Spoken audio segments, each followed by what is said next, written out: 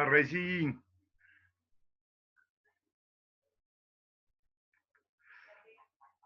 Hola, hola. ¿Me escuchás, Regín?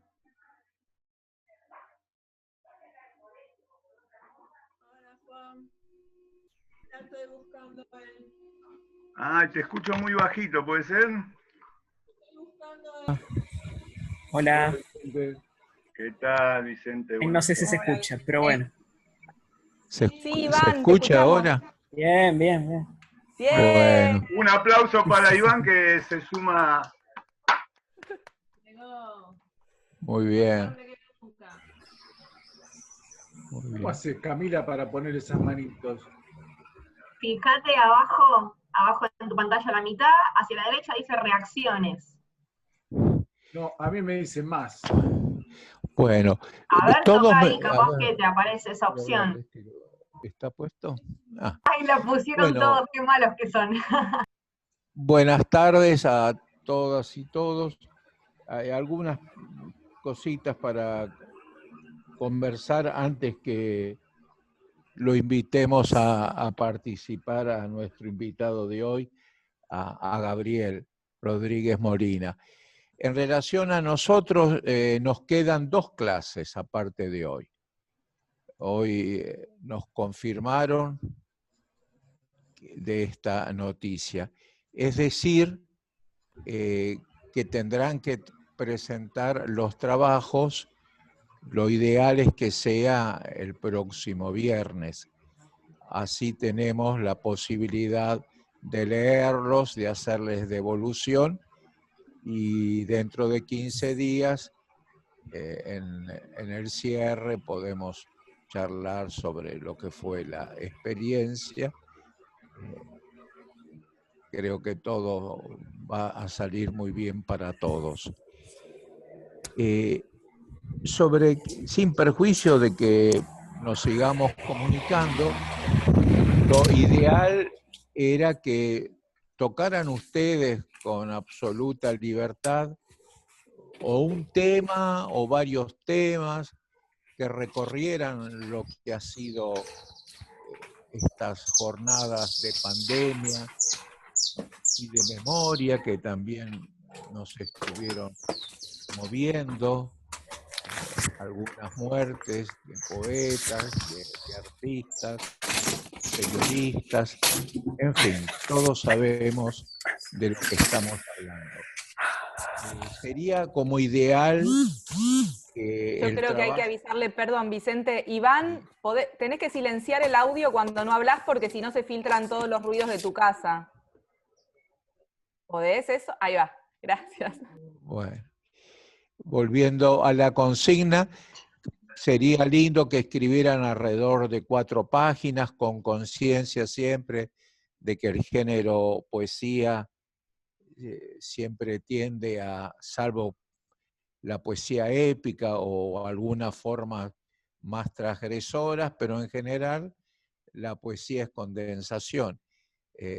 Pero bueno, lo más hermoso sería que pudieran tocar, por ejemplo, un tema y que lo abordaran con distintos géneros, o que tocaran 2 temas, algunos de una forma, otras de otro, uniendo lo que hemos transitado, la poesía, el diálogo, el relato, en fin, con absoluta libertad, sabiendo que hemos llegado a puerto, que no hay que sentir ninguna angustia ante la entrega, simplemente escriban. Eso es todo. Cualquier duda, se comunican, pero creo que dudas no quedan, más simple no puede ser. Cualquiera de los temas o varios temas de los que hemos abordado, relacionados o no relacionados, igual el espíritu de la época se encarga de acomodar los melones en el carro, como dicen los compañeros de los camiones. Así que bueno, eso es más o menos lo que falta. Si hay alguna duda, la comparten. Y bueno, no voy a decir nada más sobre lo que imagino ya todos han transitado, que es la muerte, que es una muerte a la vez muy simbólica, la de Diego Maradona. Seguramente habrán escrito, yo también he escrito, lo he difundido por las redes. También compartí con ustedes que estamos participando en una lucha. Son los 3 años del asesinato de... ¿Cómo? Rafael. Sí, de Rafael Nahuel, el militante de la naturaleza, de las reivindicaciones del pueblo mapuche. Y también, obviamente, si quieren tocar esos temas, bueno, sería fantástico, porque nos tocan a todos, pero no lo vean como una obligación. Los temas son de absoluta libertad para ustedes. Estamos en la espera, ahora sí, de la llegada de Gabriel. Regín me lo estaba marcando, pero como yo estoy sin lentes, no veía nada, todo es confuso. Pero bueno, buenas tardes, Gabriel, muchas gracias por estar con nosotros. No sé si lo verán, pero tengo acá el último libro de Gabriel, que es una novela de título Severino, que aborda de una manera muy, muy especial por el lenguaje, por la manera, pero lo más especial para mí está en cómo trata la figura de Severino desde el lenguaje. Realmente es una novela que se distingue precisamente por una precisión, por una poética que no es muy frecuente encontrar en las novelas. Se nota la mano del poeta. Se nota también que ha investigado, una cosa no quita la otra, ¿verdad? La lengua poética no quita que uno transite por la investigación de temas, por buscar lenguaje también en otras disciplinas, no necesariamente ligadas en forma directa a la escritura. Y nosotros insistimos con nuestro último invitado de estas jornadas en que sean poetas los que nos ayudan a reflexionar.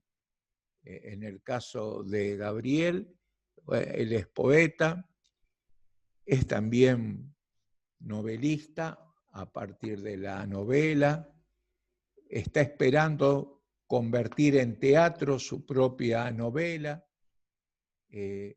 ha hecho cursos, ha estudiado teatro, ha estudiado filosofía, medicina, un hombre joven y en perpetua tarea de aprendizaje.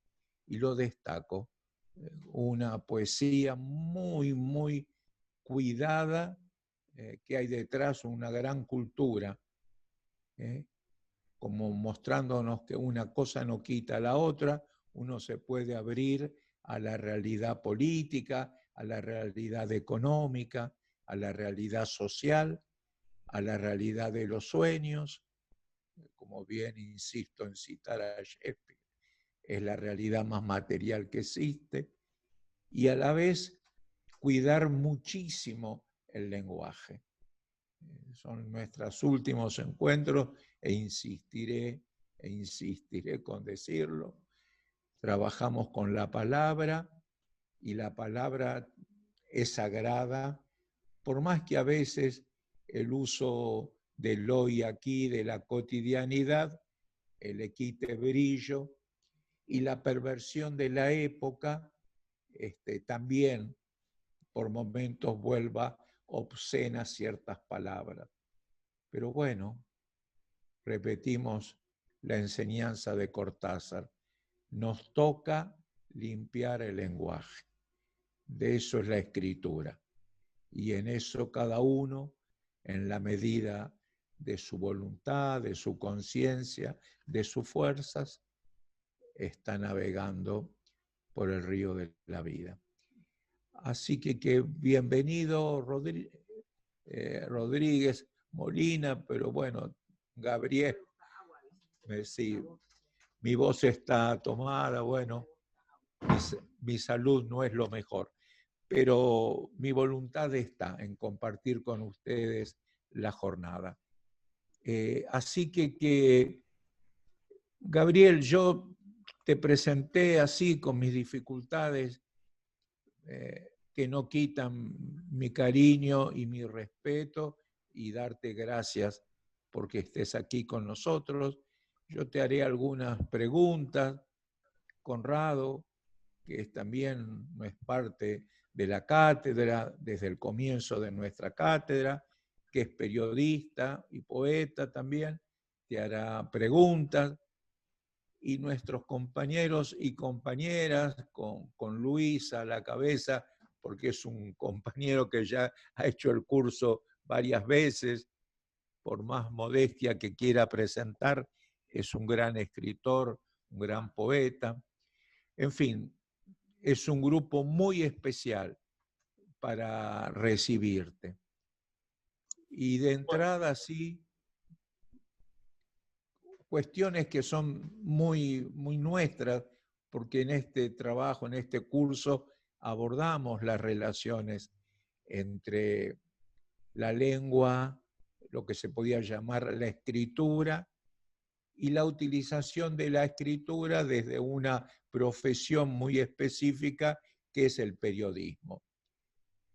Esa relación en vos, cómo actúa, es muy circunstancial, es simplemente cada tanto un aportar al diario El Día o en otros medios, o lo ves también como una forma de vida, como una vocación que estás transitando y tal vez te lleve a una mayor asidua forma de trabajo.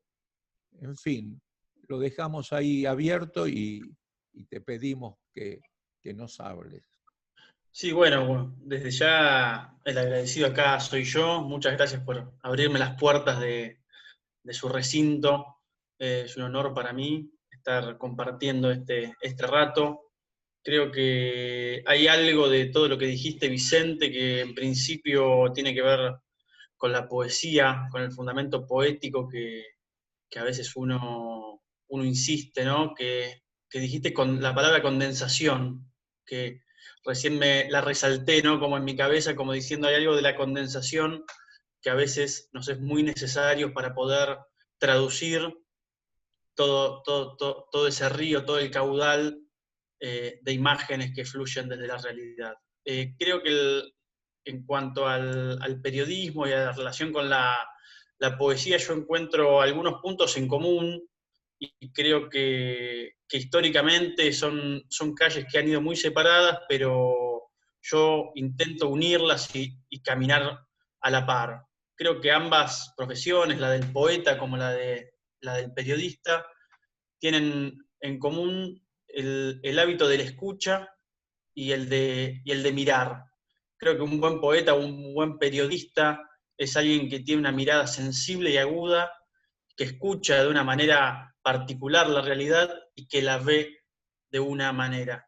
Entonces, ahí creo que comparto un poco la calle, ¿no? Esa calle creo que se une y no es una cosa o la otra. Luego, sí, claro que cuando trabajo de una forma más poética, ya el periodismo a veces tiene sus limitaciones o sus diferencias en cuanto a cómo uno mira la realidad y cómo está acostumbrado tal vez el periodismo, creo, a encargarse de temas de la vida, y a veces la poesía a uno lo lleva más hacia el lado de la muerte, ¿no? En cuanto a la muerte como una pregunta, no como el hecho físico, sino que creo que la poesía, por un lado, tiene como destino final esa interrogación.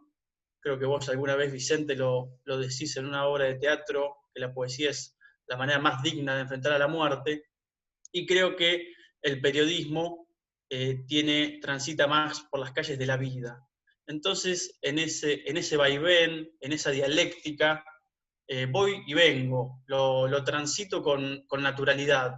Intento que esos roces no me toquen, y bueno, cuando me toca colaborar en algún diario, claro que intento darle un tono poético a todo lo que escriba, pero teniendo en cuenta que el hábito del mirar y el escuchar son propios de todo animal sensible, ¿no? Retrotrayéndonos un poco a la tradición griega, ¿no? de la poiesis. La poiesis era el acto creativo, ¿no? La palabra poiesis es el crear. Yo intento cada vez que abordo cualquiera de mis ejercicios retrotraerme al hueso de la poesía, que es el acto creativo. Luego, si lo hago como dramaturgo, como letrista, como periodista, como poeta o en un diálogo como nos toca hoy, se irá definiendo, pero siempre la conducta que por lo menos a mí me convoca es siempre volver al origen y partir de ahí.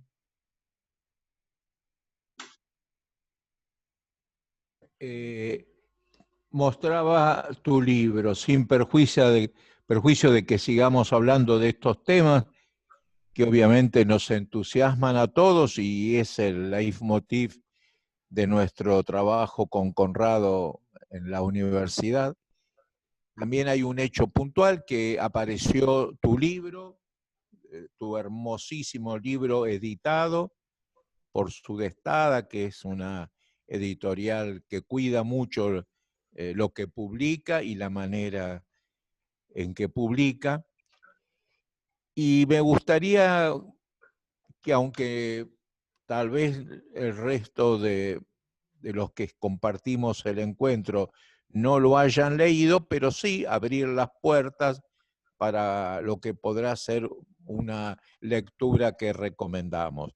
Vayamos de lo práctico a lo, porque nos toca a todos, vayamos de lo práctico a la esencia, a la escritura, desde lo práctico. ¿Te resultó difícil publicar la novela como hecho concreto para los que luchamos siempre por publicar nuestras cosas? Mirá, hay cuestiones azares. En este caso puntual, como bien decís, bueno, me tocó trabajar con la editorial Sudestada, que es una editorial que nace, tiene su cuna en el periodismo, y esta novela es la primera novela que publican, ¿no? Es la novela que da inicio a una apertura del sello editorial hacia un costado más narrativo y más poético, sin dejar el trabajo periodístico. En cuanto a lo que a mí me tocó, yo sin conocer a nadie, yendo a lo práctico, envié el material, terminé esta novela de escribirla en febrero de este año, en un pequeño exilio que tuve, interior, y así como estaba, sin corregirla demasiado, porque sentía que había algo ahí que ardía, un fuego que me quemaba, ese fuego, ¿no?, tan característico de Severino, y la envié sin esperar mucho a cambio, como un impulso, como para sacármelo de encima de primera, ¿no? Y luego ahí me respondieron que la iban a publicar. Sí, yo no conocía a nadie en la editorial y bueno, me tuve que ir hasta Lomas de Zamora, a la redacción, a charlar más las cuestiones de la publicación, contratos y demás. Pero creo que tuve suerte, Vicente, en este sentido, o fue Severino quien me llevó con su fuego, ¿no?, a riendas, porque yo esperaba que sea un tránsito más dificultoso, la verdad, siendo un escritor joven, como vos decís, que no vivo en la capital, y estoy un poco, me manejo por los márgenes, ¿no?, como de la poesía misma, en la que han dejado la poesía. Y así que fue una sorpresa. A mí, sinceramente, me tomó por sorpresa. Y bueno, no tuve más que luego subirme a esa ola y empezar a trabajar, ¿no?, ya con el libro, con la publicación propia, ¿no? Vayamos por un poquito al personaje, a Severino Di Giovanni. Me pregunta Regín si todos sabrán quién es Severino. Yo lo doy por cierto porque es un nombre que tiene como el fuego del que vos hablás, un fuego histórico. Pero bueno, de todas formas, no está mal advertirlo. ¿Qué te atrapó, qué te llamó? Voy a ser duro al decirlo así, las figuras del anarquismo, esas hermosas figuras, esa ideología que pisó muy fuerte en Europa y a principios del siglo XX en nuestro país, no es una figura que hoy sea muy convocante, y lo digo con todo y absoluto respeto por los compañeros anarquistas, por sus luchas, por sus publicaciones. Pero seamos sinceros, las publicaciones del anarquismo no tienen como, insistamos con la palabra, el fuego que tuvieron en un momento en nuestro país. Y la figura de Severino, resaltada y mucho por Osvaldo Bayer, tampoco sigue siendo como una figura tan en el, por decir así, en el candelero, especialmente para precipitar la voluntad poética de alguien joven como sos vos. Por eso entonces, ¿qué te atrapó de Severino? ¿Por qué te lanzaste con tu primer novela con semejante personaje histórico? Bueno, como vos decís, algo ahí de ese fuego.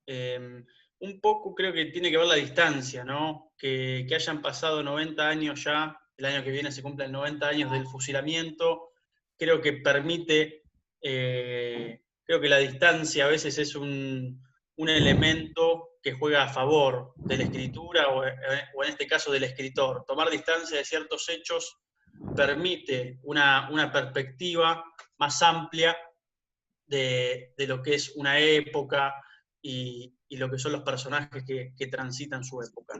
Creo que hay dos cosas fundamentales que a mí me cautivaron. Uno es lo que yo llamo las poéticas del encierro, que yo venía estudiando para escribir un ensayo, venía estudiando escritos en el encierro, tanto sea yendo a Oscar Wilde, con De Profundis, alguna novela de Dostoyevsky, como fue La Casa de los Muertos, algunos poemas de Hernández, algunos poemas de Alejandra Pizarnik, Jacobo Figman y demás, ¿no? Algo me cautivaba desde la lectura que yo hice de lo que fue la poética del espacio, de Gastón Bachelard, donde menciona cómo condiciona un espacio físico cierta espiritualidad o cierta estética.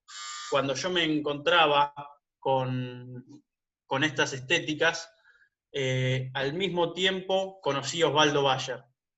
Entonces, en ese momento, cuando conocí a Osvaldo Bayer y releí su Severino, publicado en el 70, fue cuando algo se me abrió como una pregunta, ¿no? Como, ¿qué hubiese escrito Severino si hubiese tenido la oportunidad de escribir en el calabozo aquel 1 de febrero de 1931?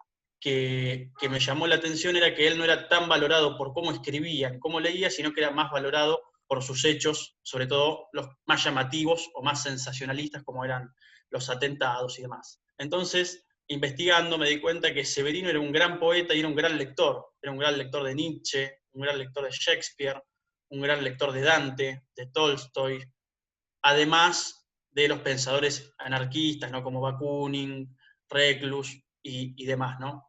Entonces me parecía que había algo pendiente, desde una poética del encierro, desde un punto de vista estético, y también desde la figura histórica olvidada de que un hombre así también, y quizá primero, antes que nada, fue un poeta y fue un lector. Entonces, desde esa voluntad de reflotar aquel Severino escritor y poeta, fue que él tomé como sus ojos, tomé sus lecturas para inspirar ciertas cuestiones formales del libro, como por ejemplo es la estructura tríptica tomada de la Divina Comedia de Dante, y algunas cuestiones más referenciales, como son referencias poéticas de Shakespeare, Tolstoy, alguna cuestión personal como es la influencia de Andrés Rivera, César Pavese. También me parecía que había algo que sanar en cuanto a ciertos poetas que fueron fusilados, como fue él, Roque Dalton, Heró, o el mismo Ernesto Guevara, que también era un gran lector y era un gran poeta. Entonces, esa poética del encierro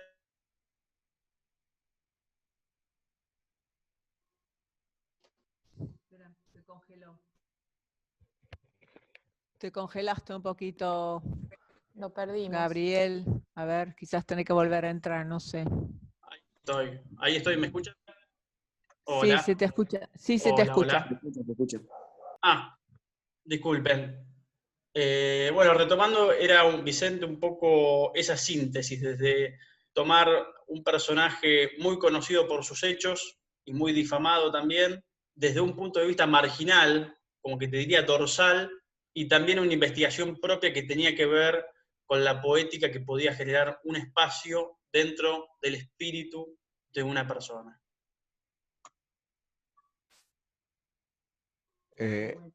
Llama la atención en el sentido que no es muy frecuente que la novela esté narrada en primera persona. En el teatro se transita más ese tipo de acción de escritura. En la novela, si bien también, pero no es tan frecuente, ¿no? ¿Qué te llevó a ponerte en la piel de Severino y además hablar desde ahí, que es también un desafío donde la investigación y, por qué no decirlo, el respeto ético hacia el otro demanda ciertos esfuerzos que a veces con un abordaje no tan directo permite como mayor serenidad, tranquilidad en el hacer de la escritura. No es tan fácil, sintetizando, no es cosa de todos los días escribir desde la piel del otro, más una piel como la de Giovanni, ¿no? Claro, sí, bueno, es como vos decís, hay algo de la influencia del teatro que a mí me interesaba abordar, de los posibles puntos en comunes que puede tener la ficción, en este caso con el teatro, y hay algo que yo tomo del teatro que es la poética de la máscara, ¿no? Tomar el ejercicio de tomar una máscara y ese ejercicio tan sagrado que hacen los actores en morir ellos mismos para darle voz a un personaje y luego volver a morir y volver a nacer en la piel de otro, que dura lo que dura una función. En este caso, la operación era un tanto más compleja porque era una escritura donde lo que uno escribe queda, ¿no? Y esa piel queda como tatuada por la voz que uno le pueda imprimir. En ese sentido, fue una búsqueda, no fue algo que se dio en primera instancia, sino que buscando el tono, yo lo que me interesaba era que esa voz sanguínea de Severino, esa voz poética y puramente lírica que él tenía, sea algo que se traspase al texto. Cuando empecé a probar también me di cuenta que había mucho de mis libros preferidos que están escritos también en primera persona. Por ejemplo, uno que está vinculado con el periodismo, como fue Relato de un náufrago, de Gabriel García Márquez, o como por ejemplo, una de las novelas para mí más lindas, que es El juguete rabioso, de Roberto Art, que fue una de las primeras novelas que yo leí, que me incitaron o que me han impactado mucho dentro de mi vida como lector y como escritor. Y también Art aparecía con su crónica, He visto morir, que él escribe para el diario El Mundo.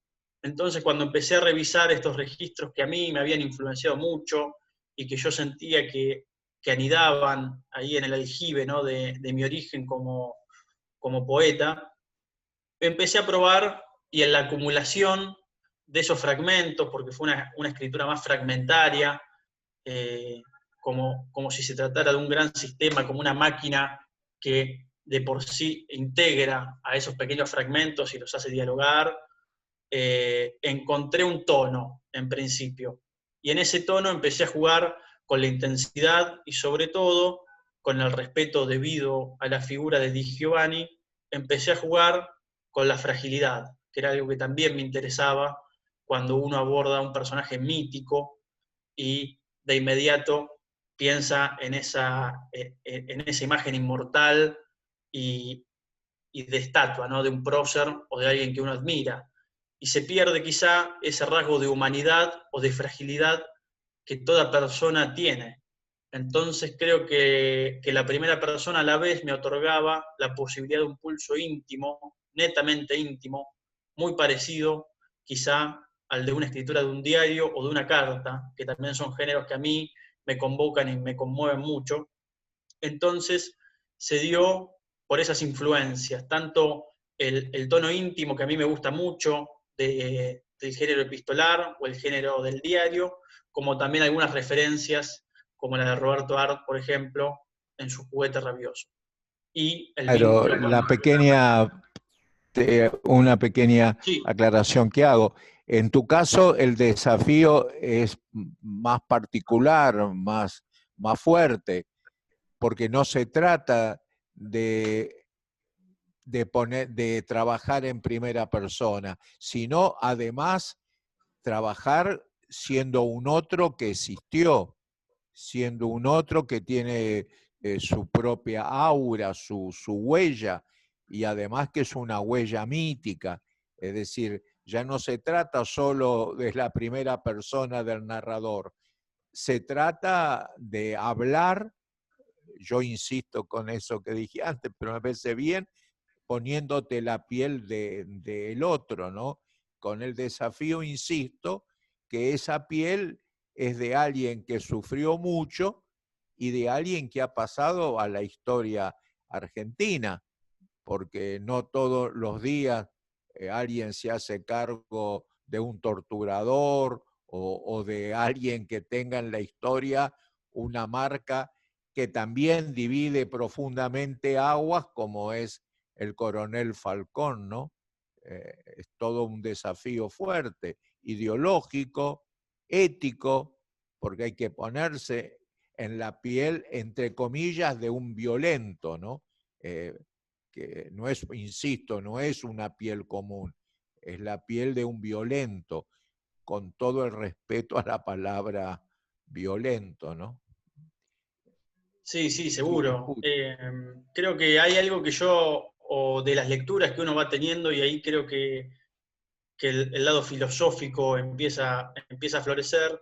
Era una lectura que yo había tenido de Manuel Levinas, cuando él habla del otro, ¿no? Y cómo solemos invisibilizar al otro en una relación cotidiana. Yo hay algo que tenía claro como búsqueda ya ética, era que la escritura de esta novela se trataría de intentar ponerme o trabajar con la piel del otro sin que el otro se vaya de su propia piel, ¿no? En esta combinación casi dual y extremadamente compleja, como decís, tuve que estudiar mucho en un principio, sin dudas que la gran referencia que tuve fue la de Osvaldo Bayer, y sobre todo prestarle vasta atención, como dije antes, a los ojos de Severino, a cómo él leía tanto la literatura como la realidad, ¿no? Creo que la piedra fundamental en la cual yo pude pivotear y que funcionó como eje fundacional del libro fueron los ojos de Severino en sus lecturas filosóficas, políticas y poéticas. Luego quedará, ¿no?, a criterio del lector si... Sí, no, decía como acá me sugiere Regín, que por qué no compartimos con todo el grupo un fragmento que vos, siempre uno ama algo o lo ve como representativo de su obra, que no sea demasiado extenso, obvio, porque estamos en un formato especial, pero que ilustre al grupo de esta hermosísima novela que has escrito. Bueno, cómo no, Vicente, con mucho gusto. Aquí tengo el libro, le voy a leer el principio del final, ¿no? Esta parte final, que es Grito Nocturno, que es tomado el nombre del poema que a mí más me ha conmovido, de Severino Di Giovanni, y leo un pequeño fragmento como para ilustrar este principio del final. Un cuervo come mi corazón.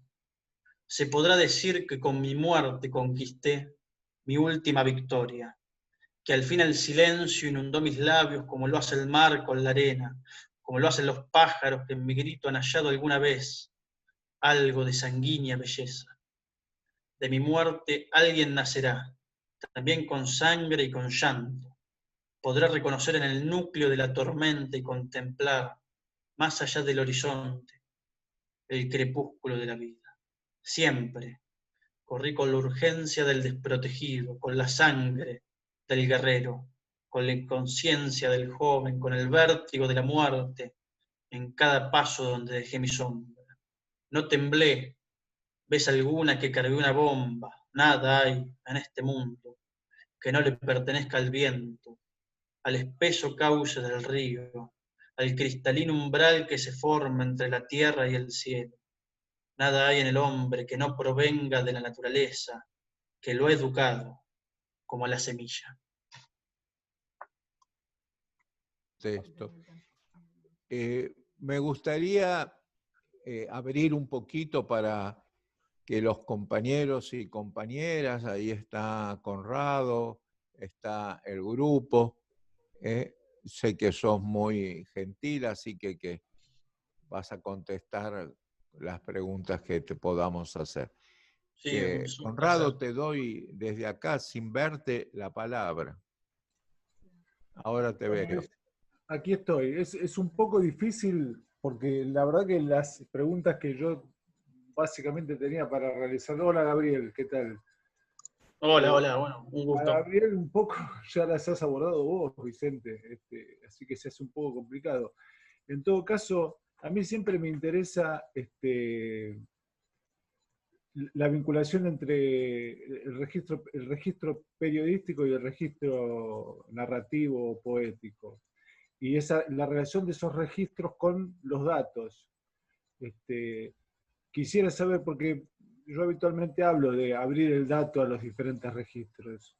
Yo quisiera saber cómo hiciste vos en tu proceso de creación para tratar de, luego de haber, y si querés abordar también el tema de haber llevado adelante una investigación que no sé si bien de qué tipo es, periodística, narrativa, filosófica, ¿cómo pudiste volcar y abrir esos datos a la narrativa? No sé si se entiende la pregunta, Gabriel. Sí, bueno, buenas tardes, Conrado. Es muy interesante y yo creo que hay algo de esto que tiene que ver mucho de cómo uno lee, en todo caso, a la persona con la que uno trabaja. En este caso, lo primero que tuve en cuenta era la vida del propio Severino y cómo esa vida se traducía en su cuerpo.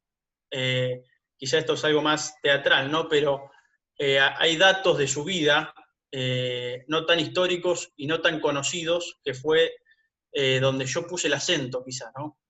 Uno de los datos fue que él, cuando se va después de la Primera Guerra Mundial, de Italia va a Brasil, y de Brasil viene a la Argentina, a Ituzaingó. Y en Ituzaingó se dedica a vender flores. Tiene un patio en el cual siembra y tiene unas rosas y se dedica a vender flores.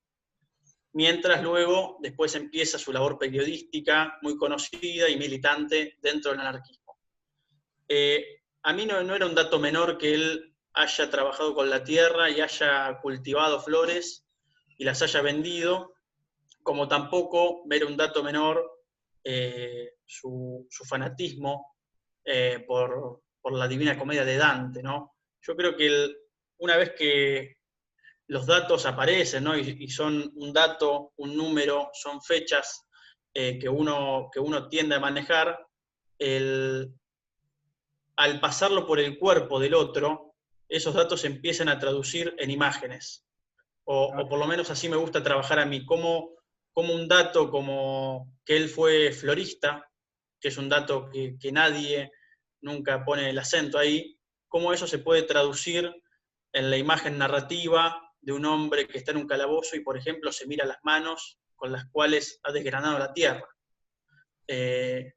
Así, por ejemplo, también con pequeños símbolos que uno puede abordar, por ejemplo, yo cito dentro del calabozo 2 elementos que a mí me permiten desplegar ciertos datos de una manera más poética, más filosófica, que un elemento es una vela en la cual él puede ver una sombra y luego una gota de agua, ¿no? Y cómo uno puede jugar con lo metafórico desde allí, como por ejemplo si la sombra reflejara la típica duplicación, ¿no? Conocida, ¿no? Como en el hombre de la caverna de Platón, y cómo el agua puede representar la fragilidad del ser humano y el tiempo.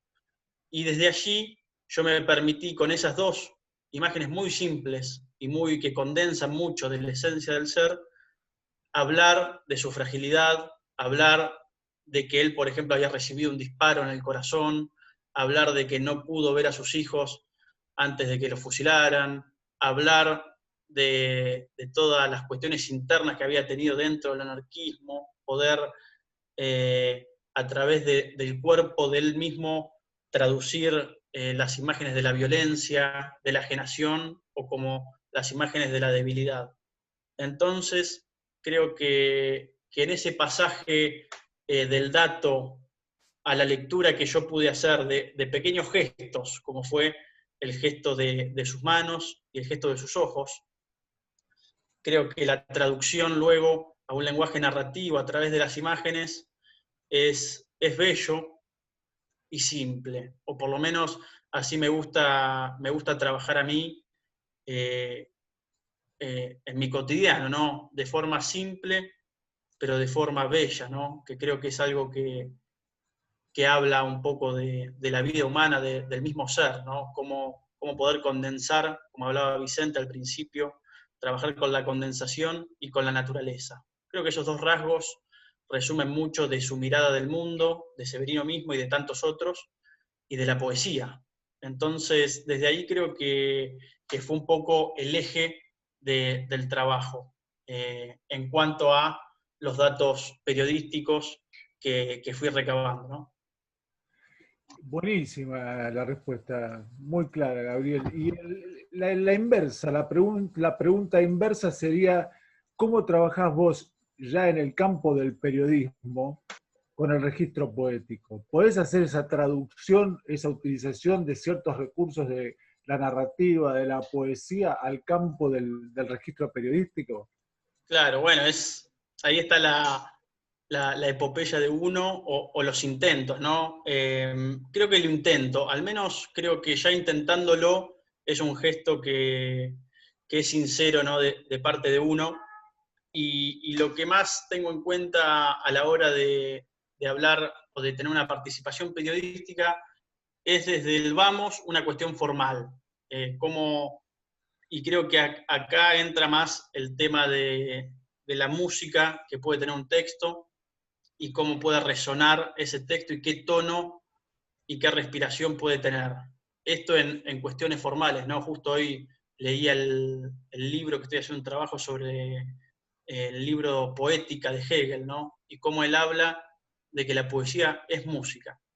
Entonces, desde ahí, yo creo que cualquier acumulación de palabras que uno pueda improvisar, si uno tiene en cuenta que esas palabras van a tener un sonido adentro de la cabeza y que se las puede hablar en voz alta, ¿no? Y trabajarlas con la voz, en principio me interesa que cualquier cosa que yo pueda escribir tenga un tono y tenga un equilibrio entre dos registros que a mí me gustan mucho y que son el despojo, ¿no? La condensación típica de los poetas orientales, como es el lirismo romántico de la poesía alemana del siglo XIX o algo de la poesía española, ¿no? Del siglo de oro español. Entonces, desde lo formal, creo que hay por lo menos un gesto en intentar que algo de lo que uno escribe tenga un equilibrio y que tenga un tono y que tenga también silencio. Creo que a la hora de comunicar algo, el silencio también es una palabra más. Creo que a veces tener un poder de condensación, que es con el poder que trabaja la poesía, es importante para filtrar y para condensar lo que sea que uno vaya a expresar, ¿no? Y dónde lo exprese.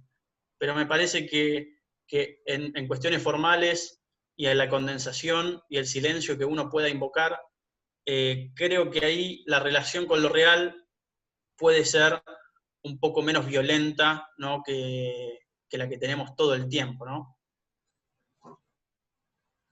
¿Sabes qué? Me interesa esto último que dijiste, Gabriel, sobre los silencios, porque siempre recuerdo, Vicente ya lo habrá escuchado más de una oportunidad, que una vez conversando con Liliana Herrera, ella me explicaba algo en relación a lo musical y el silencio. Ella no canta las canciones como se cantan habitualmente, ni desde la respiración ni desde la letra. Es más, suprime partes de los textos, y ella me explicaba que en esa supresión hay como un intento de que el lector o el que escucha haga una reposición de sentido e intervenga en ese juego de escuchar y crear e intervenir en la creación. En este caso, vos, ¿cómo lo vinculás con ese silencio que intentás generar a través de la escritura? Claro, bueno, qué bueno lo que decís. No, en principio es teniendo, creo que la humildad de las palabras es algo más tal vez moral, ¿no? Pero creo que el limpiar la lengua, lo que dijo Vicente hoy cuando abría la conversación, tiene que ver con entender que la palabra tiene un peso específico. Y a veces una palabra resume todo lo que se puede decir en 2, 3 oraciones, una palabra, y creo que desde ahí es algo más desde la fe en las palabras y en el lenguaje que desde otro punto de vista. Quiero decir, uno cuando dice algo tiene que tener fe en que eso que ha sido dicho, ha sido enunciado, va a llegar y va a crecer dentro de la cabeza del otro, y va a connotar ciertas imágenes, ciertas relaciones, y creo que tener conciencia de que la palabra es una pequeña piedra que empieza a hacer sus ondas alrededor y que tiene como un poder infinito, ¿no? Como que uno no sabe qué poder. Lo que sí sabemos que es poderoso, que es algo que está de nuestro lado, y que creo que a veces entorpecemos al querer sobrecargar de palabras cualquier intento que uno pueda tener, porque estamos también acostumbrados a estar sobrecargados nosotros, ¿no? Nuestro mundo interior y nuestro mundo exterior tiende a creer que la cantidad conlleva en sí una calidad. Entonces, creo que el silencio tiene que ver con la fe en las palabras que uno humildemente practica, ¿no? Siempre que puede, y siempre tendiendo, como dije antes, a lo sencillo. Creo que en lo sencillo anida un misterio que es el misterio incluso de la naturaleza, ¿no? Cuando uno ve una planta o ve una flor y se hace algunas preguntas, hay algo totalmente misterioso en eso. Creo que cuando uno se detiene frente a las palabras a preguntarse cómo es que llegaron a nosotros y qué tipo de imágenes resuenan, creo que también hay algo extremadamente misterioso a lo que simplemente hay que tenerle respeto. Y creo que el silencio forma parte de ese respeto, ¿no? Por las palabras y por el lenguaje. Muchas gracias, Gabriel. Gracias por la respuesta. Creo que Mariela, una de nuestras estudiantes, quiere hacerte una pregunta. Así que yo, por mi parte, muchas gracias, Gabriel. No, muchas gracias a vos, Conrado. Mariela. Hola, Gabriel, bienvenido. Gracias por compartir el espacio.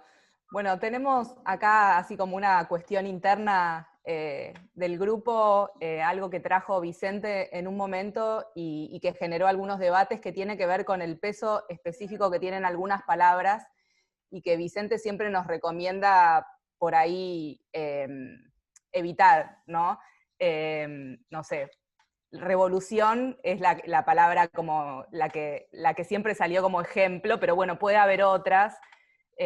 Hace unas semanas charlábamos con otro poeta también acerca de esto y le preguntábamos esto, si él tiene alguna palabra así que tiene como con mucho respeto y que intenta no utilizar demasiado para no bastardear, o que tiene un peso específico tan contundente que prefiere evitar. Y bueno, y preguntarte a vos tal vez eso, si hay alguna palabra o algunas palabras, o si pensás que bueno, que no es necesario, que todas las palabras tienen derecho a estar. Bueno, buenas, ¿cómo va? Muchas gracias. Qué lindo, ¿no? Que primero, en principio, que se armen debates alrededor de esto. Me parece que si de algo habla que estemos conversando y que sea un tema reiterativo, es que convoca, ¿no? Preguntarse por las palabras, ¿no? Y eso creo que es un ejercicio que es sagrado y que hay que mantenerlo. Yo personalmente no tengo así como un diccionario de palabras que use o que no use. Sí que hay palabras, ¿no? Que, sobre todo cuando rozan desde la poesía con ciertas vertientes o ciertos pensamientos más ideológicos o más políticos, ¿no? Uno tiene sus cuidados y sabe que hay connotaciones que pueden darle un sentido a la cuestión que uno no quiere. Entonces, cuando hay cuestiones así históricas, por ejemplo, en mi caso, que me tocó trabajar con un personaje anarquista dentro de una dictadura, que fue la dictadura de Uriburu, sí que había palabras fuertes que no sé si no mencionarlas, pero tal vez la cuestión sea mencionarlas en el contexto adecuado y generarles a esas palabras un colchón, como una red de contención, que en mi caso intento que sea una red poética, que en vez de dejar a la palabra sola, le pueda otorgar un marco para que el sentido que uno le quiere inyectar a ese discurso, a ese pequeño fragmento, al poema o a la prosa, no pierda su destino, ¿no? Como si fuera una flecha que uno dispara y la va cuidando, la va mimando, como para que esa palabra sea lo más certera que uno quiere que sea. En ese sentido, no hay palabras que me generen contradicciones. Sí, lo que me agrada es que una palabra me genere contradicciones, ¿no? Pero eso es algo más personal, que me gusta cuando una palabra se mete dentro de mi cuerpo y me genera pensamientos, me revuelve las tripas o me genera incomodidad. Ante esa incomodidad trato de trabajarlo con más silencio a veces, pero también a veces generando o intentando que esa palabra tenga un marco en el cual se pueda imprimir y pueda tener la eficacia, entre comillas, que uno quiere que tenga. Gracias. No, a vos. Es una buena pregunta la de Mariela, porque yo estaba en estos días leyendo, no sé si se enteraron que Guillermo Sacomano sacó una nueva novela que se llama La Peste. Y bueno, justamente es lo que Gabriel está diciendo, maneja un registro tan despojado, tan cruel por momentos, tan condensado, podríamos decir, pero en donde todos estos elementos que estoy definiendo hacen que sostengan toda una trama de la utilización de algunas palabras prohibidas por lo que convencionalmente denominamos malas palabras, el uso de las malas palabras, cómo crear una malla, tejer una red a través del discurso narrativo que sostenga esa utilización de las palabras conflictivas, ¿no, Gabriel? Totalmente, Conrado. Bueno, Guillermo Sacomano, por lo menos por mí, es un gran escritor. Creo que sí, que se trata de eso y que también uno como decía Vicente, ¿no? El lenguaje es un río, ¿no? Y las palabras son pequeñas gotas de agua que fluyen. Yo creo que en cuanto uno provoque que esa energía se mueva, la palabra va a estar cuidada. Creo que hay algo que tiene que ver con el ritmo de lo que uno puede escribir o mantener cierta postura estética durante todo el arco narrativo de una obra, que en ese sentido a mí me ayuda. En mi caso, por ejemplo, en la última parte de la novela hay una tortura y hay palabras que me fueron duras usar. Pero entendiendo, por ejemplo, que venía haciendo un arco narrativo en primera persona, con un tono confesional, íntimo, que contrastaba por momentos con ciertos momentos más sanguíneos, y que se trataba del final de una obra, en mi caso, toda esa cuestión discursiva generaba un mayor poder de ese fragmento, ¿no? Entonces generaba que esas palabras sean contundentes, que es lo que por lo menos a mí me gusta trabajar desde la palabra, que la palabra tenga contundencia y que no esté de más. Y por otro lado, entender que eso también sigue, ¿no? Que va hacia un lado. La palabra viene de un lugar, pero también no hay que perder de vista que va hacia otro.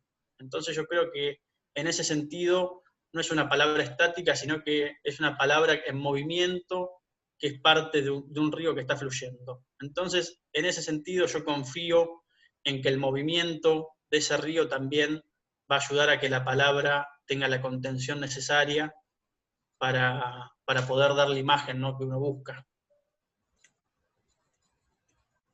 Bien, más preguntas, aprovechemos la presencia de Gabriel. Una pregunta.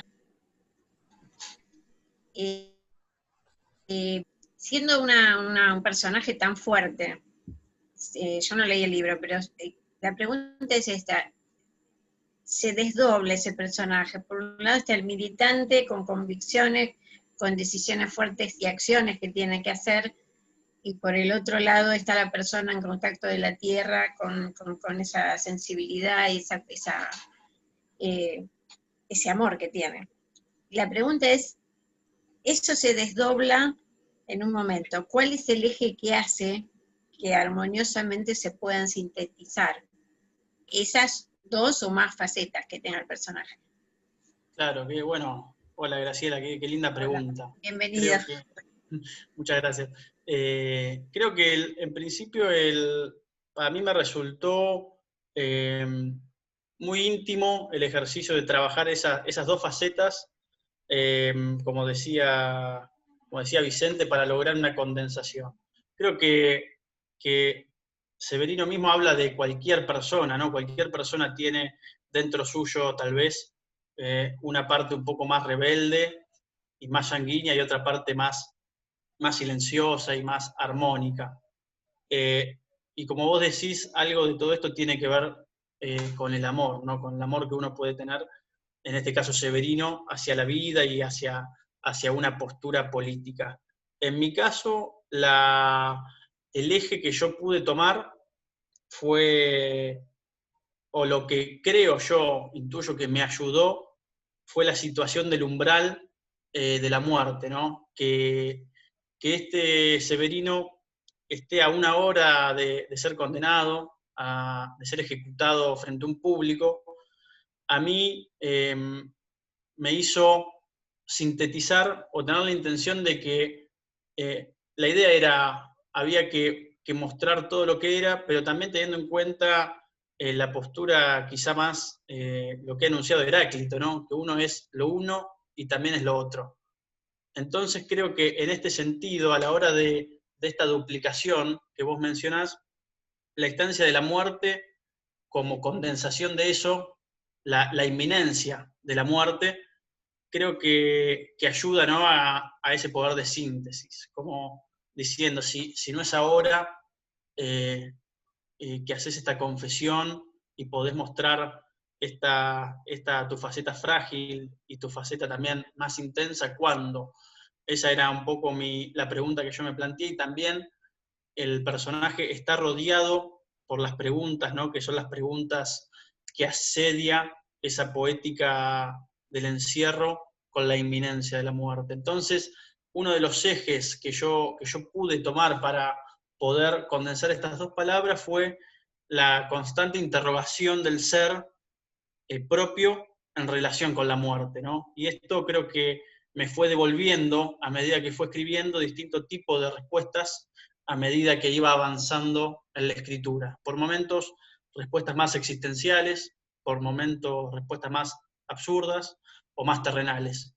Y creo que la acumulación o el diálogo entre estas distintas respuestas que fui improvisando me dieron un eje, una columna vertebral que me permitió trazar un arco en el cual Severino se muestra totalmente desnudo en cuerpo y alma, ¿no?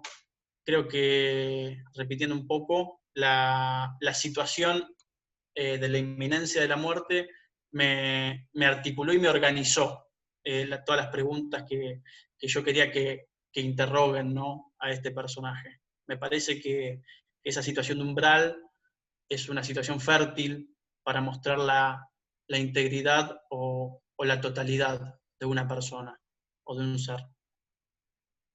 Gracias. Seguimos preguntando. Juan, ¿querés preguntar? ¿Querés hacer una pregunta? Perfecto, muchas gracias. Y gracias, Gabriel, por estar con nosotros. Vos al comienzo hablaste de un exilio para escribir esta novela, y hablaste también de encontrar un tono, ¿no? Tu propio tono. Ese exilio te lo tomaste para escribir la novela, porque el cuerpo te requería, ¿y cómo fue encontrar el tono? ¿Cómo te diste cuenta que encontraste tu tono? ¿Y qué pasó con tu cuerpo, ¿no? Mientras escribías. Qué bueno, hola Juan, muchas gracias por la pregunta.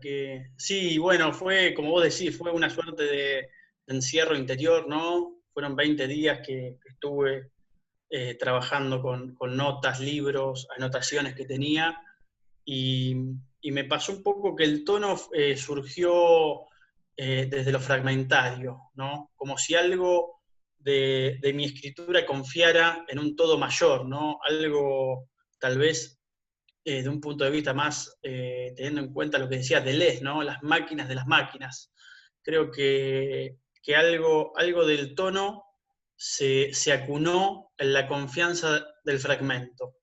En ese sentido, creo que confiar en el fragmento y no detenerme tanto en relectura, sino seguir esa energía que Severino me convocaba, y tener siempre presente estas pequeñas imágenes de las que hablé, que me fueron como estacas, ¿no? Tuve pequeñas imágenes que me funcionaron de estacas, como también ciertas referencias. Cuando me perdí un poco, inmediatamente recurría a esas pequeños oasis, como por ejemplo un libro de poesía de Osvaldo Bayer, que a mí me gusta mucho, que se llama Los Cantos de la Sed.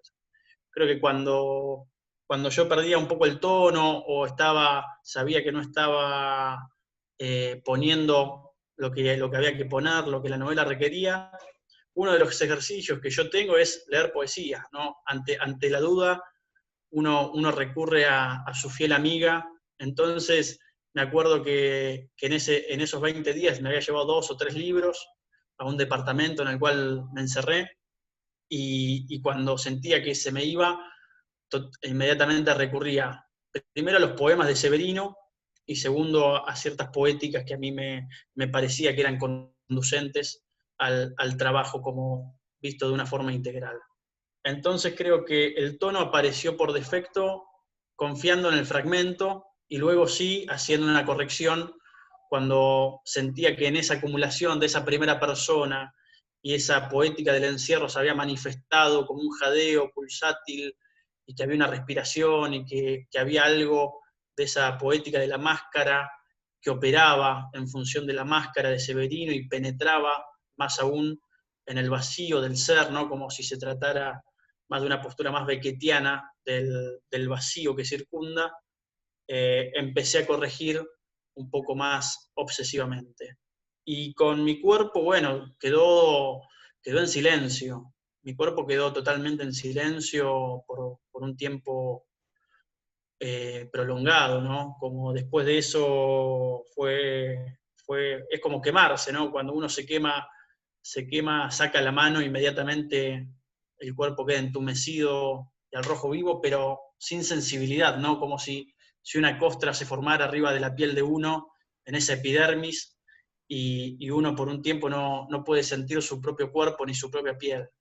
Quedé en un estado un poco así, ¿no? Como luego de quemarme con algo, de todos modos, yo sabía que eso pasa, ¿no? Con la poesía es inevitable, es una instancia de silencio que uno tiene que atravesar después de tomar un riesgo. Entonces, sabía, ¿no?, que era inminente un tiempo de silencio y para que ciertas cuestiones también cristalicen en el texto y en mi propia vida incluso. Entonces lo que hice fue simplemente dejar de escribir, abocarme a leer algunas cosas, pocas, y mantener un contacto con la realidad un poco más fluido que esos 20 días, ¿no?, que fueron medio escabrosos. Julieta, gracias, Gabriel. Julieta creo que quiere hacer una pregunta, ¿no, Julieta? Sí. Hola, Gabriel, buenas tardes. Gracias por estar acá. Hola, buenas tardes. Quería consultarte, ¿qué se te cruza por la cabeza en el momento que tenés la hoja en blanco y empezás a asociar y las palabras empiezan a salir? ¿Qué es lo que se te cruza por la mente? Claro, bueno, la hoja en blanco, a mí la hoja en blanco en contradicción, ¿no?, con lo que el mito genera, que es algo paralizante, a mí la hoja en blanco me resulta algo bello.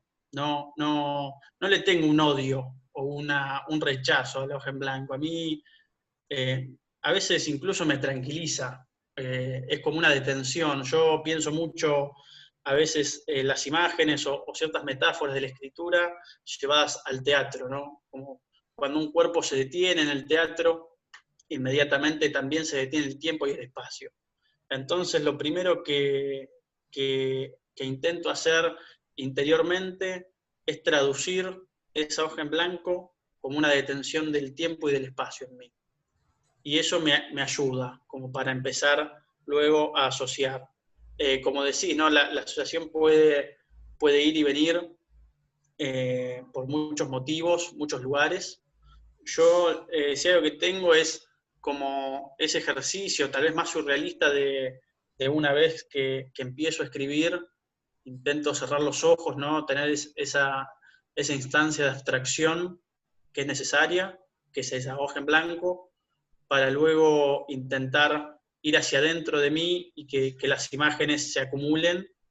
Y bueno, también creo que tiene que ver con la concentración que uno pueda tener en cuanto a cómo vincular esas imágenes y el poder de metáfora. Creo que hay algo también de la fe en las palabras que hablamos hoy que tienen que ver, que cuando uno escribe a veces hay ciertas cosas que no le parecen, pero creo que también intento pensar más allá de lo que estoy escribiendo, sino en cómo va a terminar o en qué cosas he escrito antes. Entonces, esa hoja en blanco no es una hoja en blanco, sino es una detención de todo lo que yo escribí desde que tengo 13, 14 años hasta lo que escriba antes que me muera. Entonces, entender esa hoja en blanco como una pequeña detención, ¿no?, como cuando uno se detiene antes de cruzar la calle, me tranquiliza en principio, no me angustia, y luego confiar en que eso es parte de un todo. Luego intento que mi cabeza sea atravesada por imágenes muy simples. Trato de no ir a lo complejo, sino ir a lo simple. En este caso, en el caso de Severino, fue la imagen de una vela y una gota de agua, y eso alcanzó para desarrollar toda la idea que yo quería expresar de Severino mismo. Pero bueno, creo que también es cuestión de trabajar y confiar en lo simple, ¿no? la imagen de un río, la imagen de una flor, cualquier cosa que pertenezca a la naturaleza. Creo que hay que tener la confianza suficiente para tirar de ese hilo y entender que lo que uno puede escribir pertenece a algo de orden mayor, y creo que sí hay algo de lo que uno pueda inyectarle a ese ejercicio, es entender que es una práctica sagrada. Creo que desde ahí todo el alrededor se vuelve un poco más sensible, y creo que entender a la poesía, a la escritura incluso, como una práctica sagrada, ayuda a que esas detenciones tal vez no sean infinitas, ¿no? Gracias. A vos.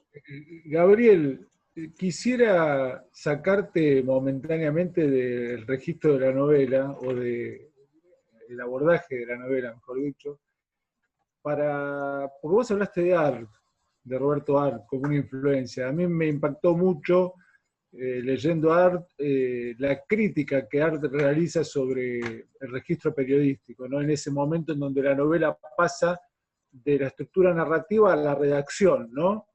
En ese se carecen de más datos y se imprime la noticia de el suicidio de Erdogan, ¿no? Pero como una construcción mercantilista de un sujeto despojado de su biografía, ¿no? Es la noticia, noticia-objeto, sujeto-objeto. Se carecen de más datos, se publica, mañana imprimimos 50.000, tiramos 50.000 ejemplares más. ¿Vos tenés, siendo periodista al mismo tiempo, alguna crítica o alguna observación sobre el momento actual y el momento del registro actual del periodismo? Bueno, qué linda referencia, ¿no? La de Arlt siempre va a dar que hablar lo que Roberto Arlt diga, ¿no? En este caso yo también soy un fanático manifiesto, ¿no? de Roberto Arlt, y tiendo a simpatizar con varias de sus ideas o sus críticas o sus pensamientos.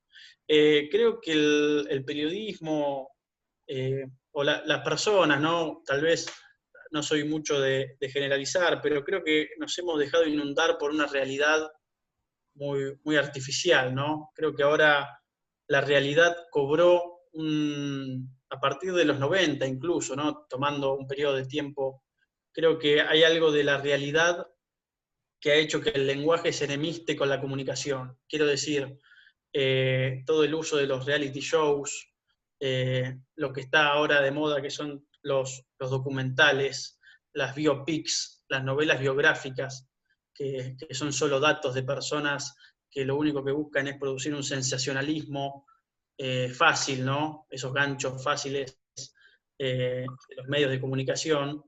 Creo que ahí hay, no sé si es una crítica, ¿no? Pero es una crítica más a que hemos perdido nuestra distancia de lo real, y creo que de poco a poco nos han erosionado al punto tal de querer aún en la ficción buscar realidad. Hay algo que cuando uno está leyendo ficción, de lo real hay algo que tranquiliza en ese sentido. Entonces creo que esa como inyección, ¿no? de calmantes que nos produce hoy en día la realidad, tiene que ver con una pérdida de la identidad sagrada y una pérdida de la belleza, ¿no? Del culto de la belleza que antes se tenía o que tenían los románticos. Hay como un exceso de realidad que incluso nos tranquiliza a veces, ¿no? Como yo bien tengo, no sé si es una crítica, ¿no? Pero sino una observación de cómo la cultura se ha transformado en el discurso de lo real, cuando la cultura tendría que ser, en todo caso, el discurso de la imaginación, ¿no? El discurso de la belleza.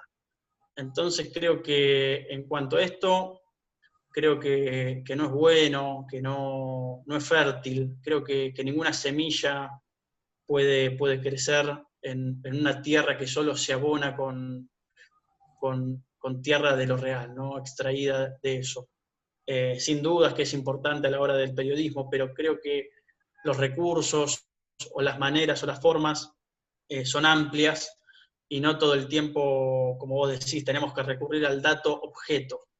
Creo que esa objetivización del dato y de las personas que han sufrido todas las ramas, ¿no? La medicina también, la filosofía y el periodismo, hacen que el hombre sea como unidimensional, ¿no? Como creo que plantea Marcuse cuando replantea la dialéctica del amo y el esclavo de Hegel. Estamos anclados en esta dimensión y no tenemos capacidad de reflexión, de preguntarnos, y como te dije hoy, creo que la virtud que tiene el silencio es plantear un interrogante.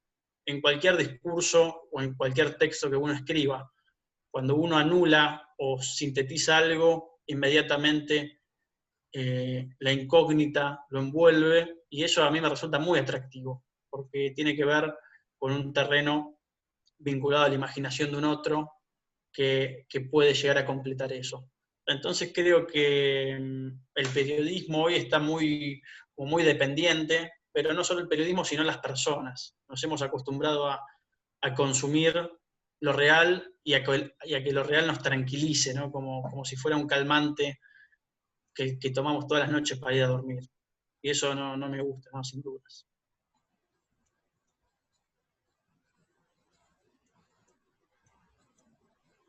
Bueno, muy bien. ¿Alguno de nuestros compañeros, compañeras, estudiantes que quieran hacer alguna pregunta a Gabriel? ¿Más? Hola, ¿qué tal? Hola, ¿Qué tal, Gabriel? ¿qué tal? ¿Cómo te va? Nada, primero como todos agradecerte de darnos este tiempo para charlar con vos. Nada, y preguntarte, primero, dos cosas. Primero, ¿dónde se consigue el libro? ¿Cómo lo podemos conseguir? Y otra es, ¿en qué lugar geográfico empieza la novela? Hola, Javier, ¿qué tal? Bueno, el libro se consigue ahí escribiendo a la librería Sudestada, de acá en Buenos Aires, tienen varias sucursales. La verdad que tuvimos la suerte de que recorra el país el libro y ya está en todo el país, pero la sede que maneja todo es la librería Sudestada, que está acá en Tucumán, al 1553, en Buenos Aires, y de ahí hacen envíos a Avellaneda, a Drogué, Lomas de Zamora, etc.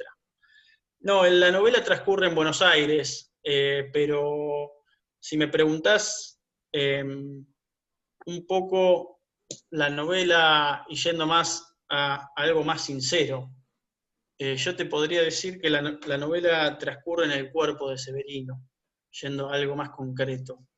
La novela no transcurre más que en el cuerpo y en el alma de Severino. Creo que, sinceramente, independientemente de los datos históricos que uno respeta, si uno sitúa a esta misma persona en cualquier otro lugar, sería lo mismo, ¿no? Porque más allá de la superficie histórica en la cual se ancla la novela, la intención es que destile una atmósfera más metafísica. Y esa metafísica, o esa búsqueda de la metafísica, en mi caso, se plantea desde el cuerpo de Severino y desde los distintos signos, síntomas que yo pude encontrar en su cuerpo.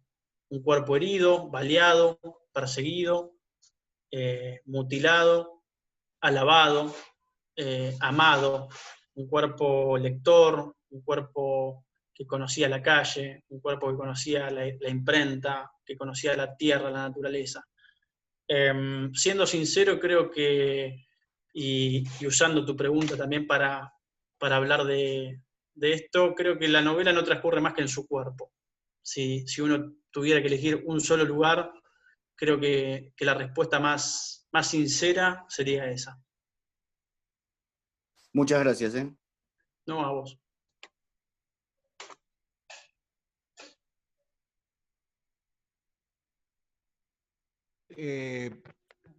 Si estás con fuerzas, ¿por qué no nos lees otro fragmento de tu libro?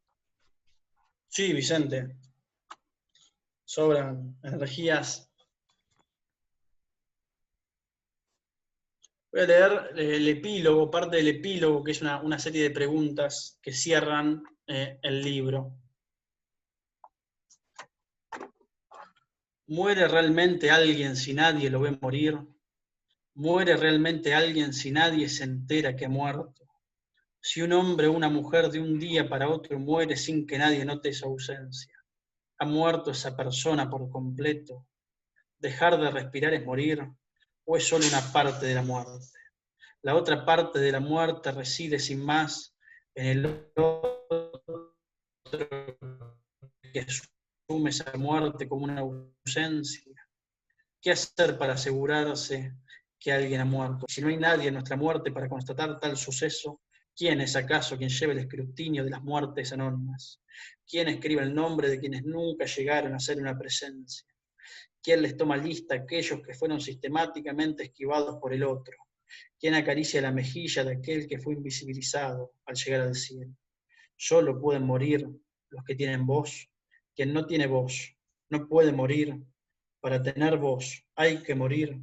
Siempre que se muere, se consigue una voz. Para tener una voz, quien ha nacido sin voz, habrá siempre de por medio un acto de violencia. Para que alguien gane una voz, otro sentirá que la pierde. ¿Qué es una voz? ¿Es la voz una forma de poder morir, de poder ser reconocido como alguien que ha vivido? Es una posibilidad de la ausencia. Una ausencia es la posibilidad de una presencia. Una presencia es una voz es una vida es una muerte. Que alguien se entere que uno ha muerto significa que fuimos alguien, que hay una otredad que nos ha determinado de moldear como una persona que porta una voz. Una vida es un conjunto de hechos, es un conjunto de decisiones hiladas por una moral, tiene límites la moral, la muerte es el límite de la moral. ¿Qué moral lleva como límite la muerte? Si alguien mata a otra persona que nadie ha conocido como tal, la persona que ha matado sentirá pues que no ha matado a nadie, que solo se ha tratado de una persona sin voz. Esa persona repetirá la maniobra 1.000 veces. ¿Por qué una persona nace sin voz? ¿Por qué una persona nace sin muerte? ¿Por qué una persona es puesta frente a un público una mañana y es asesinada?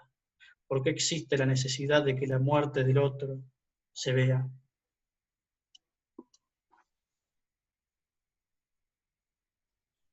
Muy bien, muy bien. El que pregunta ya sabe, ¿no?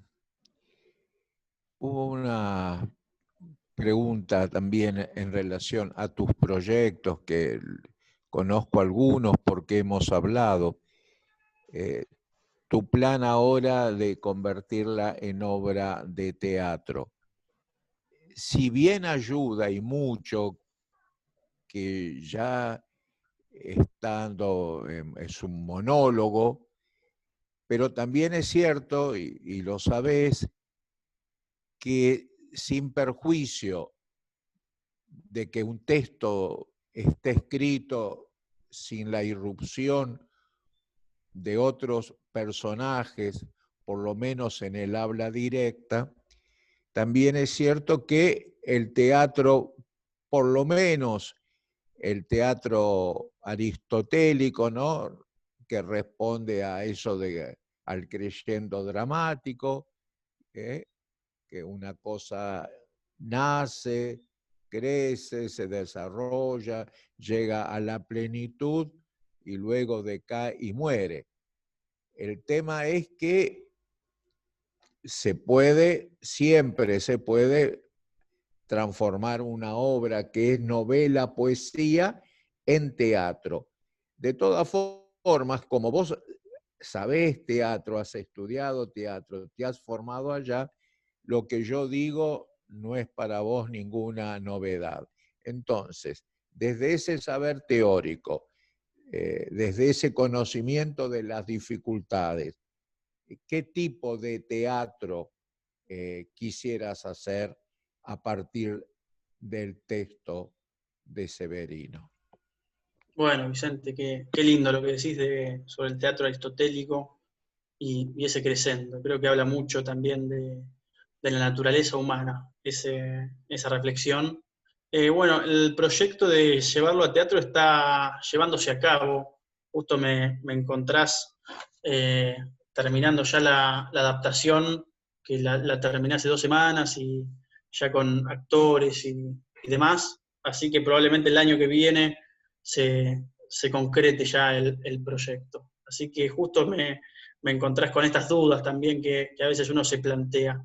El tipo de teatro que busco o que estamos buscando con Juan Manuel Correa, que es el actor que va a encarnar a Severino, es un tipo de teatro que haga de la intimidad, del pulso íntimo, un lenguaje, una convención que también hable, ¿no? Donde a mí por lo menos me gusta mucho el teatro, teóricamente hablando, el teatro de la crueldad, ¿no? Ese teatro más tirado al oriental, del que hablaba Artaud en el Teatro y su doble, donde mencionaba todas las características que para él tenía que tener que ver el teatro.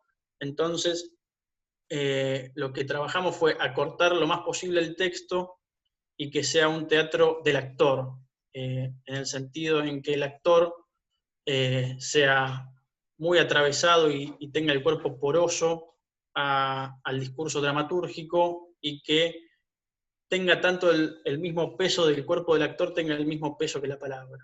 Entonces vamos a hacer un teatro que, más allá de hacer una representación de lo real y formular un espejo, también intentaremos apedrear ese espejo y no caer en la trampa de la representación o de la mímesis o de la imitación, sino provocar a través de esa ruptura con la convención de lo real otros estallidos más poéticos y más existenciales que nos interesan, y creemos que la obra tiene como esa carne para extraer esa sangre, ¿no? Creo que el tipo de teatro que vamos a llevar a cabo, dentro de poquito empezamos con los ensayos, es un teatro que va a ser de lo lírico, del personaje de Severino, una piedra de choque contra la representación del teatro tradicional. Vas en escena, en concreto, ¿hay un solo cuerpo, por lo menos visible? Es decir, un solo actor, por decirlo así, haciendo de un solo personaje con una sola máscara. Es decir, ¿hay una máscara en escena, o ese actor será a la vez varias máscaras, o va a haber otros actores, o va a haber músicos en escena? Contanos un poquito más de lo que vas a hacer con Severino. Bueno, sí, creo que será una sola máscara. Confiamos en que la unidad de esa máscara nos permita también llegar a la totalidad del relato, si se quiere. En un momento pensamos escindir esa máscara en dos, pero confiamos en que sea una sola máscara le da una potencia y una intensidad, donde el cuerpo del actor, en su destreza y en su danza, también creemos que será también que el teatro es una danza, ¿no? Creo que eso confiamos en que esa sencillez de que sea un solo actor nos va a la vez a otorgar una energía extra a la hora del relato. Y en cuanto a la puesta, el músico que va a hacer el acompañamiento es Julio Covielo, un bandoneonista.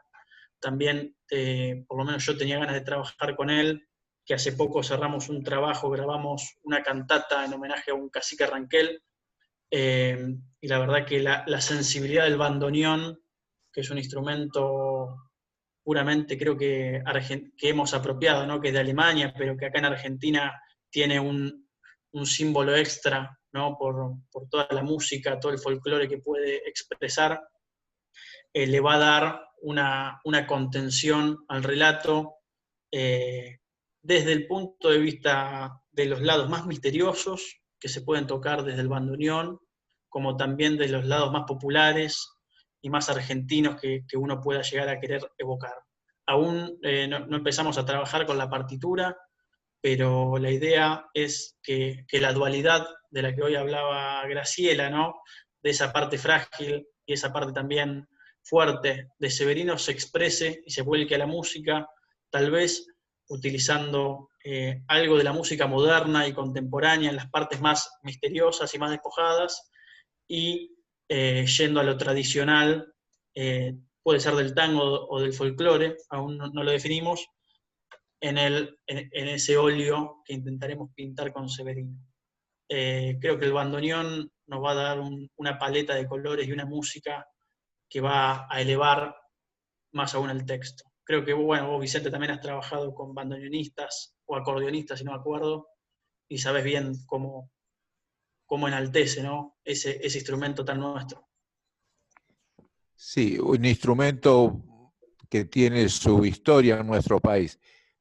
Seguramente lo sabés, pero lo comparto con todo el grupo. El instrumento nace precisamente de un señor que se llamó Band, B-A-N-D, y de ahí, ¿no?, un señor alemán, y de ahí el instrumento que parte con el propio nombre del músico creador. La historia es que se empieza a utilizar en las iglesias pobres, en las iglesias humildes, que no tenían en Alemania dinero para tener un órgano, y entonces con un bandoneón, que era mucho más humilde, podían tocar especialmente Bach, que si bien había compuesto para órgano, era bastante posible, fácil, a partir de que este es un instrumento que por eso hasta es casi un exceso, ¿no?, como para poder hacer lo que antes de tener identidad, acercarse lo más posible a un órgano. Bueno, de eso religioso y sagrado a lo popular hay un solo paso. Y en nuestro país también es muy especial porque llega el instrumento acá y el primer lugar donde se utiliza es acompañando la marcha de los soldados en la guerra de Paraguay. Va un músico que trae el primer bandoneón y que, como no tiene ninguna otra posibilidad de usarlo, se ofrece a acompañar a los soldados de la Triple Alianza, y está ligado entonces en nuestro país que el primer uso no es con Dios, sino con la muerte, porque acompaña una guerra. Mirá vos qué cosas simbólicas. Yo no soy un investigador, pero me llegaron estos conocimientos y los comparto porque es un instrumento maravilloso. Pero ahora voy a una pregunta más concreta. Por tus palabras, pareciera que, aunque no lo dijiste, que vas a dirigir vos mismo la obra. Vas a tener una participación fuerte como autor, como gestor de la idea, pero convocaste a otra persona, un director, para el rol específico, ¿o vas a ser vos? Mira, justo en esos enredos estábamos. Creo que mi idea era la de un autor no pasivo, sino tener un rol activo en cuanto a la adaptación, que la hice yo, y en cuanto a la adaptación en conjunto con el actor, que la adaptación nació a través de varias lecturas dramáticas y nació de la musicalidad que yo le fui encontrando a su propia voz. Creo que hay algo de esa gestación que saca al actor del lugar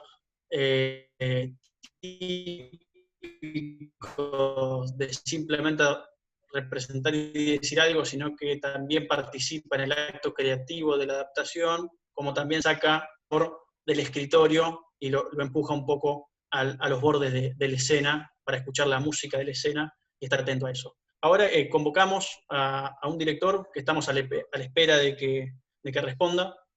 Justo está leyendo ahora el material, pero la idea es que haya una participación activa de las tres partes, desde la dirección, desde la escritura, la autoría, que quizá se transforma en una codirección solapada, ¿no? Y la actuación, que también es una forma de dirección, ¿no? El actor, o al menos yo como yo entiendo la actuación, a veces los conocimientos que tiene el actor de su propio cuerpo, de su propia voz, y cómo ponga, ¿no?, su cuerpo permeable a la palabra, es una forma de dirigir lo que uno quiere decir. Entonces va a ser una cuestión tripartita, ¿no? Desde la dirección más formal, la autoría y la actuación, intentando que las ideas y las energías fluyan en función de Severino, que es lo que nos propusimos ahora. Esto, sumado a la participación del bandoneonista, que es Julio Covielo, que hoy en día toca en el Cuarteto Cedrón, y con el cual yo trabajé, que también entiendo como una dramaturgia, la música, ¿no?, que acompañe una obra, ¿no? Hay una dramaturgia de los sonidos y de la atmósfera que un bandoneón pueda generar, que a mí me resulta muy interesante. Así que la idea es que todos participemos a la hora, ¿no?, de los timbos, ¿no? Bueno, hermoso el proyecto. Regín, ¿vos querías hacer una pregunta? Bueno, y no sé cómo es esto, pero si me están escuchando, que creo que sí, el conjunto, si estamos llegando al final de nuestro encuentro de hoy, si quieren hacer una pregunta final a Gabriel o despedirlo cada uno de ustedes con alguna palabra, con algún comentario, bueno, es el momento.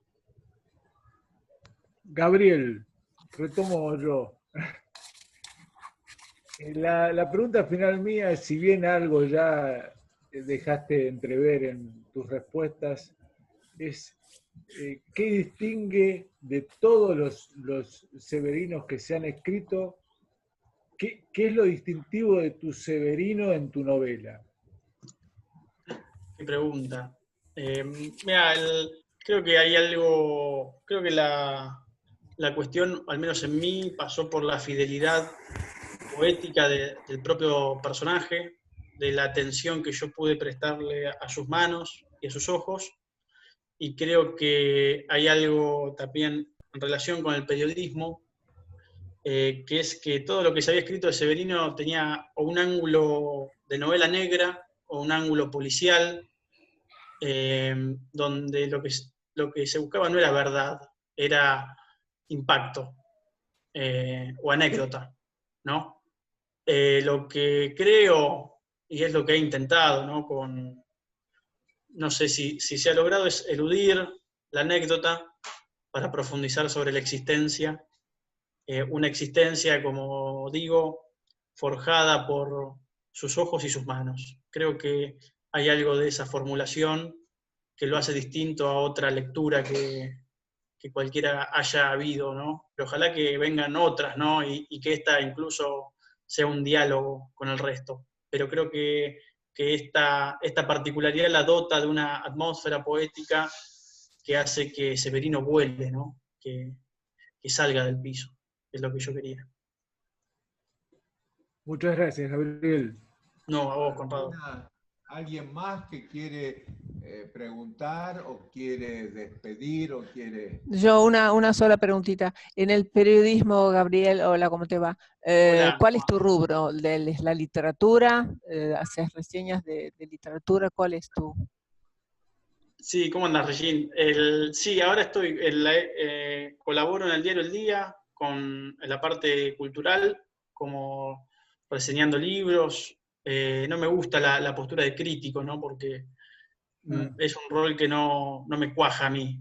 Estoy bastante en otra vereda. Pero sí me gusta leer libros y cuando leo un libro que me gusta mucho, envío mi comentario al diario, pero a la vez tengo proyectos independientes como con relación a la crónica y a un ejercicio que estuve haciendo en el Teatro del Cuervo de Pompeyo Audibert, que es un ejercicio de intentar hacer dialogar estos géneros que a veces parecen tan distantes, que son la poesía y el periodismo, en un intento de crónica surreal o anticrónica, donde me pasé un año yendo al ensayo de un colectivo escénico, que eran 25 personas que improvisaban. Entonces ahí estuve un año yendo todos los sábados a Montserrat a hacer una suerte de testigo oculto de los ensayos, preguntándome cuánto de verdad había en los ensayos y preguntándome cuánto de hermético puede ser uno ante la belleza de un hecho. Cuánto de eso se puede traducir en objetos, como decía Conrado hoy, o cuánto tenemos que abrir nuestra sensibilidad y que se traduzca de otra manera. En ese caso, soy como más independiente, ¿no? Pero sí, con relación a los medios, tiene que ver con la parte de cultura y en especial la literatura, ¿no? Muy bien, gracias, Claudia. Bueno, estamos en el final. ¿Alguien más que quiere despedirse? Bueno, el silencio, como estábamos diciendo, también es lenguaje. Está iluminado Juan, así que imagino que quiere hablar. Sí, Gabriel, agradecerte muchísimo porque la verdad fue muy productivo para el trabajo nuestro, que es el aprendizaje, el saber cómo una de las formas de escribir que a veces ayudan a ciertas lagunas que le agarra a alguien, en mi caso, por ejemplo, y algunas cositas que estuviste recalcando vos, y que es lindo agarrarse de eso en el momento de la escritura.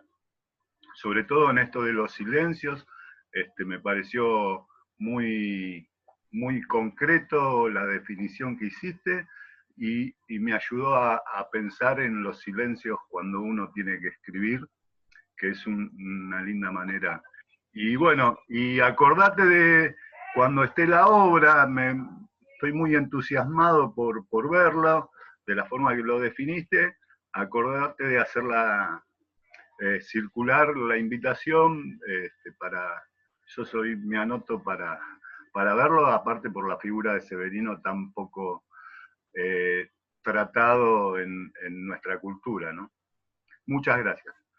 No, bueno, en principio... Perdón, ¿la están pensando la obra post pandemia, ¿no? Como de cuerpo presente.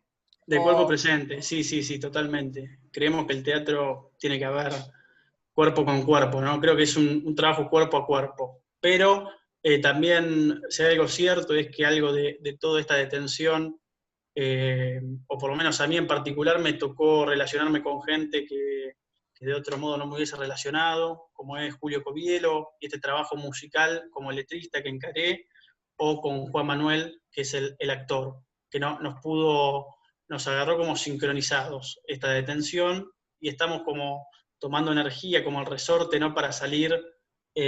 Bueno, ahora se están barajando algunas posibilidades a futuro, pero sí, la idea es que sea post pandemia.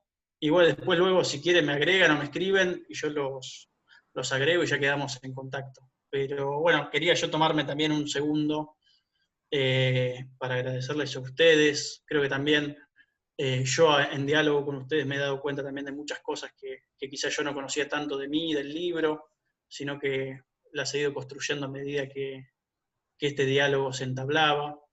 Y creo que ese diálogo es muy importante. A mí, cuando yo leí el primer libro de Vicente hace muchísimo, me había llamado mucho la atención cómo él recupera, ¿no? La forma del diálogo, ese diálogo socrático, ¿no? Griego, antiguo y filosófico, y cómo lo vuelve contemporáneo, moderno. Y entonces creo que estas instancias son de vital importancia para mí, y bueno, creo que también se ha construido algo en mí que antes no había, ¿no? Con tantas preguntas y tan lindos comentarios. Y creo que más allá de mi persona, creo que a Severino mismo, en su rol de comunicador, de poeta, también está sonriendo, ¿no? Como Waldo Bayer en algún lado. Hermoso todo lo que decís. Y tenemos una pequeña despedida y sorpresa, te cuento, que es muy lindo. Uno de nuestros estudiantes, por esas complejidades técnicas, complejidades que la pandemia ha traído a muchos de nuestros estudiantes, participa en nuestra clase siempre desde su teléfono, escuchando, pero hoy con ayuda de otros compañeros, siempre en la necesidad surge la fraternidad, le han permitido estar en el Zoom. O sea que por primera vez hoy estuvo compartiendo con todo el grupo nuestra clase. Y él, como nunca estuvo, justamente, y otros han leído poesía, bueno, aprovechando que vos hablaste tanto de poesía, él quiere compartir con nosotros su poema. Así que nuestra despedida a vos, Gabriel, va a ser precisamente compartiendo el poema que nos va a leer Iván. Poemas o poesía para un poeta. A ver, Iván, te escuchamos. Bueno, el poema de hoy era bajo la temática de los 3 años del asesinato de Rafael Nahuel. Y bueno, encontré hoy justamente un poema que había escrito hace unos años sobre este mismo hecho. De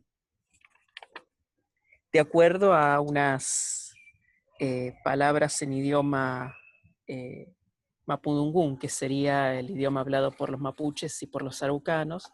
Así que el poema va a tener medio ese idioma, mitad ese idioma y mitad español. Y voy a leer acá las 15 palabras en mapudungún que tienen su traducción. Así que bueno, empiezo por el poema y después leo la traducción.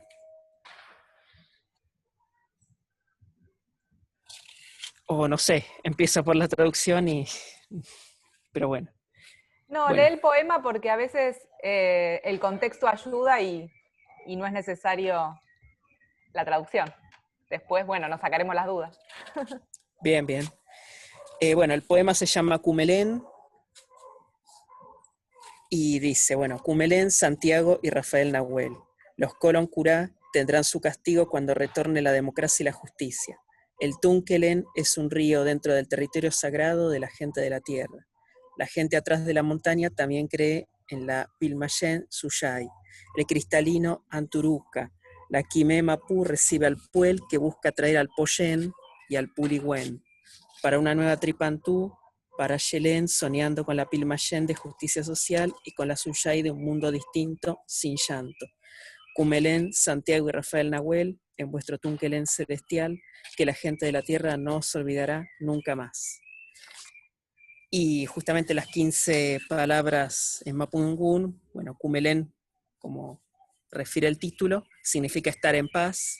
Colón Curá es máscara de piedra. Tunkelén, lugar de reposo. Gente de la tierra, bueno, era los mapuches. La gente atrás de la montaña sería en idioma mapudungún Bariloche, que no sería el lugar geográfico. Pilmayén, golondrina. Suyay significa esperanza. El cristalino, como llamaban al monte Limay. Anturuca significa casa del sol. Quimé Mapú, tierra buena. Puel es el viento. Poyén, amor. Puligüén, el amanecer. Tripantú, primavera. Y Ayelén, estar alegre. Como todo se acomoda justo, Severino, la Patagonia, Osvaldo Bayer.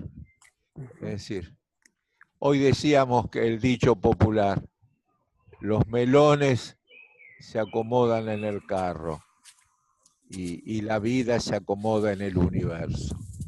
Así que muchas gracias por tu lectura. Regín quiere decir algo, espera. Y está en el grupo también, el poema, así que lo subí al grupo. Aprendí algo en mapuche el otro día. A ver, quiere decir gracias de todo corazón. Hermoso. Muy bien, muy bien. Nosotros estamos muy comprometidos, humildemente dando nuestro apoyo al pueblo mapuche. Estamos participando, haciendo videos, haciendo lo más que podemos en esta difícil lucha. Por eso los compañeros están al tanto de estas situaciones. Algunos estarán por su propia preocupación, otros porque es tanto la cantidad de noticias, de luchas, de desgracias que nos ocurren, que bueno, en la medida que nosotros seguimos a pesar de las limitaciones de nuestros cuerpos, parte de esas luchas las compartimos. O sea, todo se organizó. El nombre de Osvaldo Bayer estuvo varias veces acá. La figura de Severino y del anarquismo tiene que ver mucho también con la lucha de Santiago Maldonado. Es decir, todo tiene que ver armoniosamente con la dignidad de la vida y con la necesidad de la belleza para la vida. Así que gracias, todo bien, todo en orden, abrazos, seguimos en contacto.